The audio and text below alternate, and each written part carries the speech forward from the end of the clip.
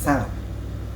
Kali ini kita akan membicarakan salah satu teknik yang bisa kita gunakan untuk mengukur efektivitas sebuah pilihan kebijakan atau pilihan teknologi untuk mengatasi dampak buruk dari perubahan iklim.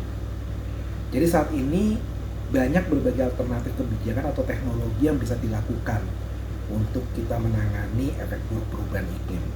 Misalkan katakanlah dengan mengganti sumber energi yang tadinya menggunakan pembangkit listrik berbasis batu bara, misalkan kita ganti menjadi pembangkit listrik bertenaga surya atau angin.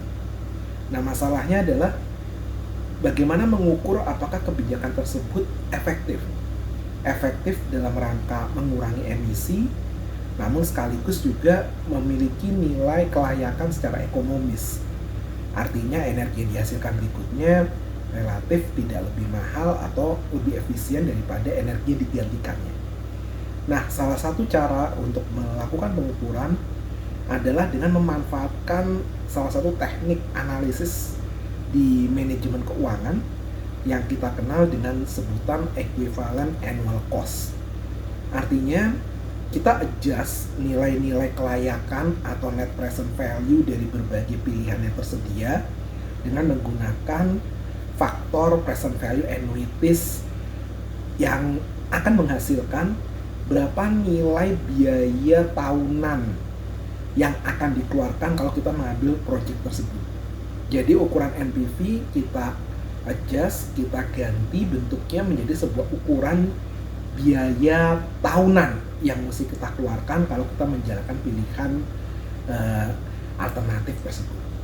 Nah, salah satu pendekatan yang sudah dikembangkan terkait dengan menilai efektivitas kebijakan atau teknologi perubahan iklim itu adalah apa yang disebut dengan levelized cost of carbon abatement atau LCCA yang dikembangkan oleh University of Columbia.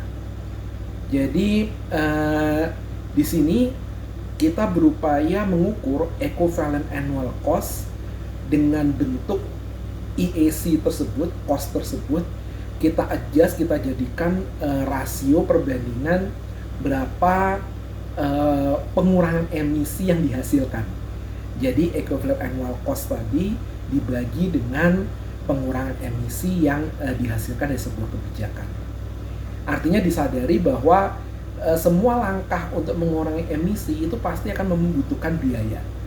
Nah, di sini langkah yang terbaik tentu adalah langkah yang memiliki biaya yang relatif lebih kecil atau paling sedikit dibandingkan dengan emisi yang berhasil dikuranginya. Nah, perhitungan biayanya itu sendiri bisa didetailkan lebih lanjut. Jadi biaya di sini ini bisa saja biaya-biaya yang diperlukan untuk dalam rangka mencapai efisiensi pengurangan emisi dan biaya-biaya yang diperlukan untuk mendispose atau katakanlah membuang atau membongkar dari sistem energi atau sistem yang lama untuk digantikan dengan yang baru. Dan kedua jenis biaya tadi, baik biaya terkait dengan untuk menghasilkan efisiensi energi dengan emisi rendah maupun biaya yang terkait untuk mendispose sistem yang lama, itu masing-masing juga bisa didetailkan lebih lanjut. Jadi misalkan biaya untuk dalam rangka kita menciptakan sistem yang baru ya. Di sini tentu yang termasuk di dalam biaya dari untuk menghasilkan efisiensi dan pengecilan emisi tadi itu termasuk biaya meremove original system. Jadi bagaimana kita harus menggantikan, membersihkan, membongkar dari sistem yang lama. Kemudian termasuk juga di sini biaya instalasi dari sistem yang baru dan ditambahkan juga dengan biaya energi atau fuel bahan bakar yang baru nanti.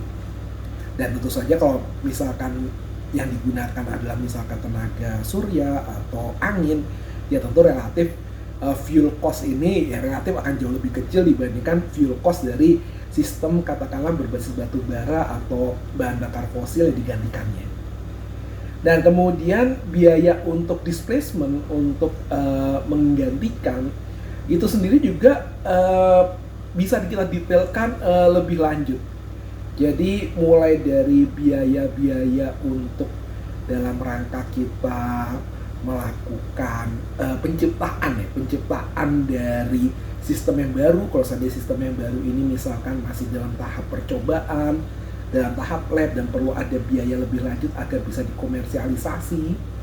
Kemudian biaya untuk mereplace, menggantikan, dan juga tentu saja dalam hal ini adalah biaya fuel atau bahan bakar dari sistem yang lama yang akan digantikan oleh sistem yang baru. Jadi nanti di masing-masing perhitungan, baik di dalam biaya untuk mendapatkan new efisiensi yang baru maupun biaya disposal, itu masing-masing ada komponen fuelnya, dan komponen fuel itu sebenarnya bisa aja disatukan menjadi katakanlah yang kita pakai selisihnya berapa sih fuel yang cost new system dibandingkan fuel cost dari original system. Ya kebanyakan kalau yang kita harapkan selisihnya ini akan menghasilkan angka yang negatif, di mana fuel cost dari new system ini mestinya lebih kecil, lebih sedikit, lebih hemat daripada fuel cost dari original system yang berbasis fossil fuel. Dan lebih lanjut lagi, biaya di sini kan ada biaya untuk melakukan replacement. Biaya replacing ini sendiri juga bisa didetailkan lebih lanjut lagi, seperti biasa menjadi biaya capex, biaya O&M, baik yang sifatnya fix maupun variabel, itu semua bisa dimasukkan sebagai pendetailan dalam perhitungan.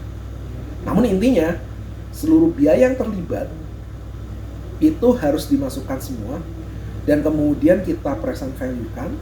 Untuk nanti present value tersebut kita adjust dengan nilai NPV tadi, kita adjust dengan present value, interest factor, annuities, untuk menghasilkan yang disebut dengan equivalent annual cost untuk melakukan carbon abatement. Dan di sini karena sifatnya adalah kita untuk mengurangi dan menghilangkan emisi dari udara, maka tentu saja nilai equivalent annual cost tersebut akan di-adjust dengan rasio berapa sih emisi yang berhasil dihemat dari langkah ini. Ini ide dari level cost of carbon abatement.